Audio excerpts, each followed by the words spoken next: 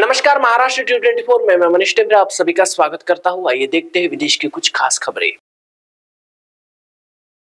America के राष्ट्रपति Donald Trump ने रूस के राष्ट्रपति व्लादिमीर पुतिन से मुलाकात के बाद फॉक्स न्यूज को दिए इंटरव्यू में इस मीटिंग को बेहद सफल बताया। ट्रंप ने इस बैठक को 10 में से 10 नंबर दिए और कहा कि बैठक गर्मजोशी से भरी थी। इस दौरान कई मुद्दों पर सहमति बनी। ट्रंप ने कहा, आज हमारी बहुत अच्छी मुलाकात हुई, लेकिन देखिए, कोई सौदा तब तक नहीं होता जब तक पूरा सौदा न हो। हमने बहुत प्रगति की है, लेकिन हमें देखना होगा कि क्या वास्तव में डील होती है। मैं चाहता हूँ कि लोग मरना बंद करें। अमेरिका के राष्ट्रपति डोनाल्ड ट्रंप कई बार नोबेल पुरस्कार में अपनी रुचि दिखा चुके हैं। वो कई बार सार्वजनिक रूप से कह चुके हैं कि उन्होंने कई देशों के बीच जंग रुकवाई है, इसलिए नोबेल शांति पुरस्कार दिया जाना चाहिए। इस मामले में ट्रंप को उनकी प्रतिद्वंदी और डेमोक्रेटिक पार्टी के राष्ट्रपति पद का उम्मीदवार रह चुकी हिलेरी क्लिंटन ने उन्हें चुनौती दी है। उन्होंने कहा कि अगर ट्रंप ने क्यू से बिना एक भी क्षेत्र छोड़े रूस यूक्रेन के बीच जंग रुकवाई तो वह उन्हें नोबेल पुरस्कार के लिए नामांकित करेंगी।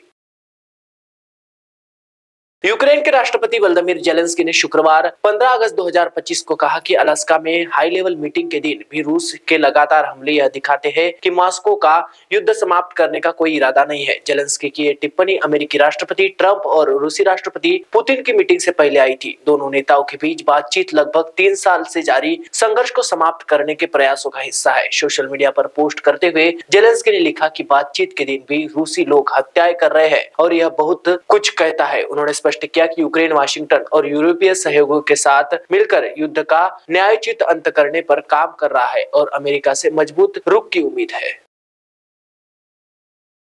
ऑस्ट्रेलिया के क्वींसलैंड में शनिवार 16 अगस्त 2025 को भूकंप के झटके महसूस किए गए। स्थानीय समय अनुसार सुबह 9:49 बजे धरती हिली। जियो साइंस ऑस्ट्रेलिया के मुताबिक भूकंप की तीव्रता रिएक्टर पैमाने पर 5.6 थी और इसकी गहराई लगभग 10 किलोमीटर थी। इसका केंद्र छोटे कस्बे गुमेरी के पास था, जो सनशाइन कोस्ट से लगभग 90 किलोमीटर उत्तर पश्चिम और ब्रिस्बेन से करीब 150 किलोमीटर दूर है। अमेरिकी जियोलॉजिकल सर्वेक्षण ने इस भूकंप की तीव्रता थोड़ी कम यानी 4.9 दर्ज की। चूंकि यह झटका उतली सतह पर आया था, इसलिए इसका असर दूर दूर तक महसूस किया गया।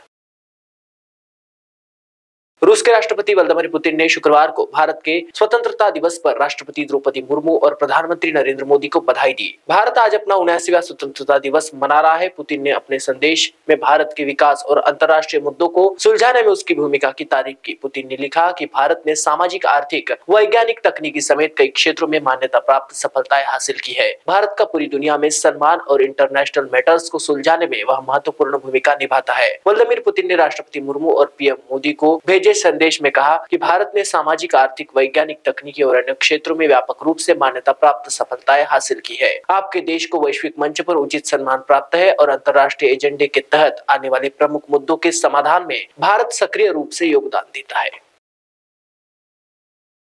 आज की विदेश की खबरों में बस इतना ही। अधिक जानकारी के लिए देखते रहिए महाराष्ट्र T24।